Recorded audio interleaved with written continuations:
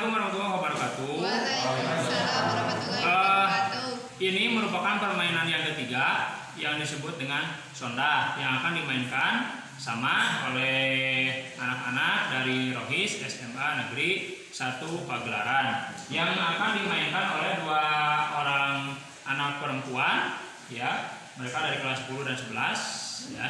Dan berikut permainan sonda yang akan dimainkan oleh nama dan Nur Intan. Dan inilah permainan sonda. Ya, silakan anak-anak mulai. Ya. Oke. Kami semangat.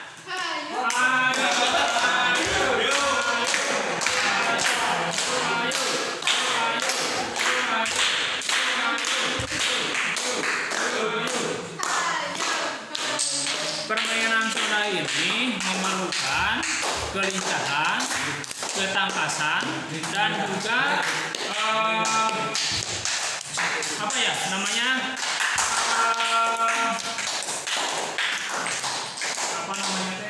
disebut konsentrasi ya, konsentrasi.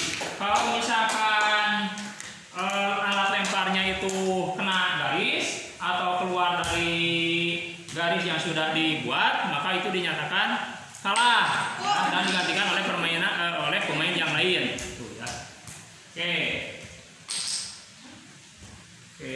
ya diganti sama pemain yang lain. 2 kaki ya. Di situ harusnya 1 kaki ya. Ya, diganti sama pemain yang lain. Oke.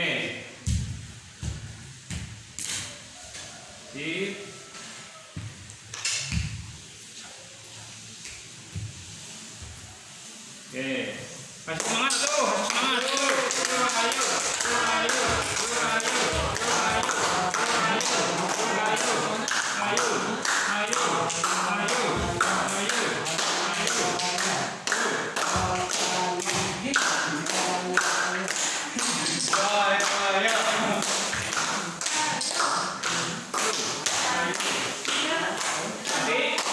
Oke, berarti diganti sama Intan ya, Intan.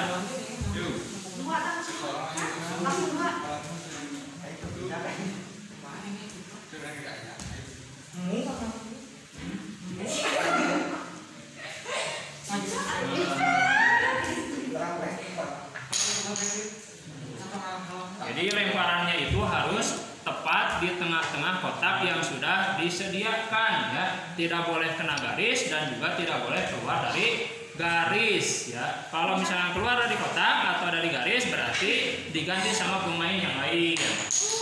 Nah, ini contohnya berarti keluar kotak ya.